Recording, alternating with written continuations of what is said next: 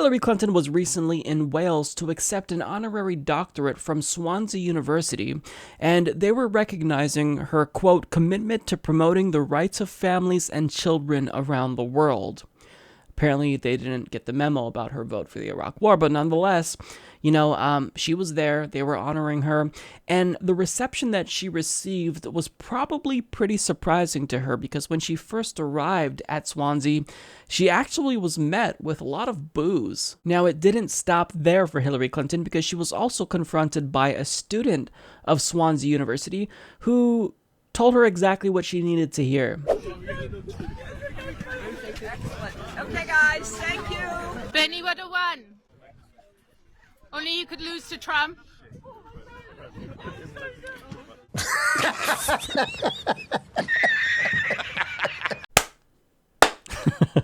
That was amazing. Now, the voice that you heard in that clip was from a biochemistry student named Kirsty Lloyd, and she was protesting Hillary Clinton at this event, saying Hillary Clinton cheated Bernie Sanders of his nomination, and all those drone strikes that killed women and children, which are illegal, contradict the reason she is being given a doctorate, which is for doing things for women and children all over the world. The main thing she's done for women and children is kill them with drone strikes. Now, believe it or not, things actually got worse for Hillary Clinton, because when she sat down for an interview with Matt Free of Channel 4 News, she probably didn't realize that, unlike American media, the pundits in the United Kingdom actually challenge people in power. And there was all the cultural anger on race and immigration. But there's also anger against you. I mean, people really hated you. Well, they were driven to the polls by hatred of Hillary. Well, there was a lot of negativity on both sides. That's true. But I mean, the fact that you actually lost vote share by 1% amongst women, running against an openly misogynist candidate who had bragged on tape about assaulting women, I mean, that is astonishing. Well, How is that possible? but let's look at the facts. Number one, I actually you're talking about white women, because Yes. I won women overall. But you went down from 44% to Obama to 43% amongst, according to Nate Silver. Yeah. But one could say that you should have really got almost every female vote in the country after the fact that Donald Trump was openly misogynist. Yes, he was, and there's no doubt about that. How did you not get every female vote in the country? Well, frankly? because gender doesn't yet serve as the kind of motivator for voting that race has in our country. But is it also because your dynastic appeal, or perhaps it was the opposite, the fact that you were called Clinton, the fact that you were First Lady, basically trumped any novelty, if you forgive the term, of being the first female president of the United States. Well, people looked at your name and your legacy more than they looked at your gender. But that doesn't explain why I led all the way through, why I won the primary by 4 million votes, why I was winning. We had a great convention. I was thought to have won all 3 debates. That doesn't explain it, Matt. So you're still blaming others more than yourself? No. I take ultimate responsibility. I don't blame others, but I think it's important that people understand what happened. It's easy to say, well, she wasn't a good candidate. Then why did I lead all the way to the end?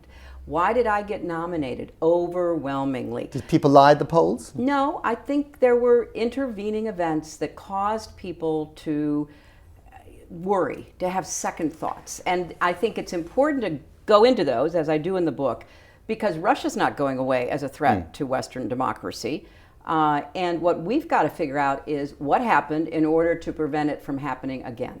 Let's be blunt here. Are you saying that your election was robbed by a combination of Comey's intervention at the last minute and Russian interference? I think there's a good argument that could be made to that effect. Certainly the Russian interference affected voters' decision making. That was one of the few times I think I've ever seen Hillary Clinton squirm. And it's because people in the United States, they just don't challenge her. And it's not just Hillary Clinton who they don't challenge. They just never challenge people in power sufficiently. Every once in a while, you'll see a clip where somebody finally calls out a politician in the media. But I mean, it doesn't happen enough ever. It needs to happen more often. I mean, these types of interviews should be standard in the United States. So, this whole interview with Matt Free, it was 20 minutes, but Hillary Clinton, in that short clip that I showed you, she managed to make a ton of ridiculous statements. So, again, she claimed that she is taking responsibility for losing to Donald Trump.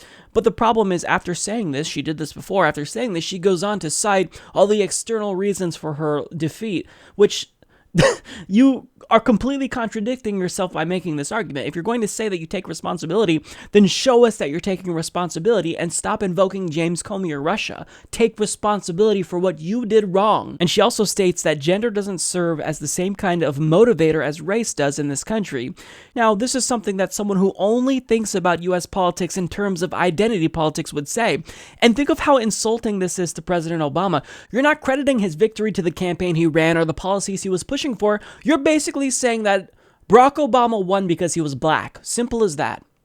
Well, that's wrong, and it's insulting. Now, she goes on to say more ridiculous things that she usually says, but it's really nice to see because here we have, a political pundit that was actually challenging her. You lost to some extent then because you were the establishment candidate in an era of insurrection. So could one not say that if you hadn't been this ambitious the second time round, your ambition was the thing that stands between the world and President Joe Biden? Well, he didn't run. But he would have run if you hadn't run. Well, there's no evidence of that. He would have run if you hadn't run. I write about ambition in the book because I've never heard a man be asked about his ambition. And people in our country can run for whatever reason they choose. And that should include women as well. Harvey Weinstein. Friend of yours, right? Gave lots of, he gave lots of money to your campaign over time. Not a lot, but he gave money. How much? Oh, I don't know, $12,000, $16,000, something like that. Have you given it back or given it to charity? We're going to. Yeah, we're going to. How long will it take? Oh, surely you can just write a check and give the money back, can't you? Well, it has to come out of our campaign funds. Right. So there's a little more, but it will be done. And but that's not the issue. The issue really is how terrible his behavior was. What is your biggest regret in one word? Losing. Makes sense. Madam Secretary?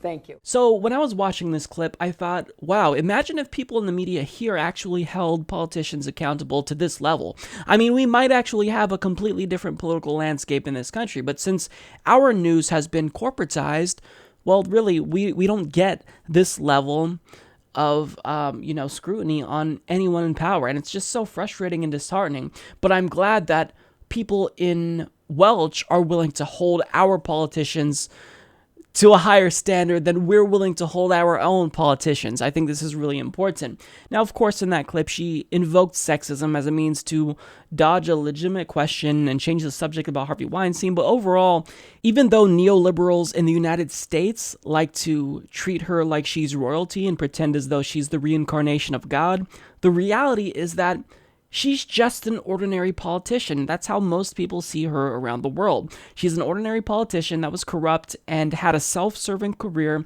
and did very little to help ordinary Americans. Now, to make matters worse, in a climate of legalized bribery and political corruption, she managed to find a way to stand out by being even more corrupt than her peers in Congress.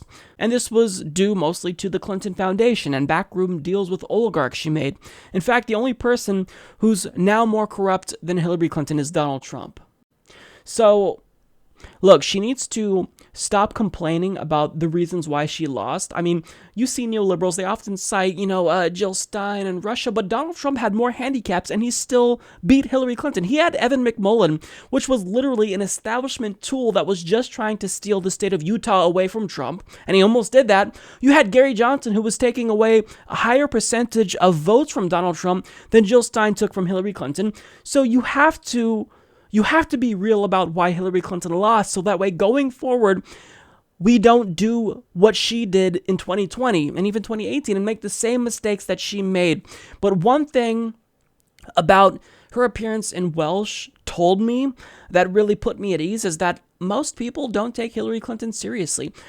Just because in the United States we have people that worship Hillary Clinton like Peter Dow, that's not how most people view Hillary Clinton. They look at her as an ordinary politician that's just as sleazy as everyone else in Washington, D.C. And even though some people here might idolize her, that's not the case around the world. So that tells us that we, as progressives, we're on the right side of history. We have the more compelling argument, and we're offering people around the world the winning view of politics, which is why we don't see Hillary Clinton's popping up around the world, but we do see figures like Bernie Sanders popping up around the world, like Jeremy Corbyn. It's because we're on the right side of history and we have the winning arguments. So with that being said, I'm glad that, Hillary Clinton hopefully got the reality check that she received from the student and from this interviewer. But look, if I've learned anything about Hillary Clinton, she's never going to change. Support this podcast by becoming a patron at patreon.com/Humanist Report.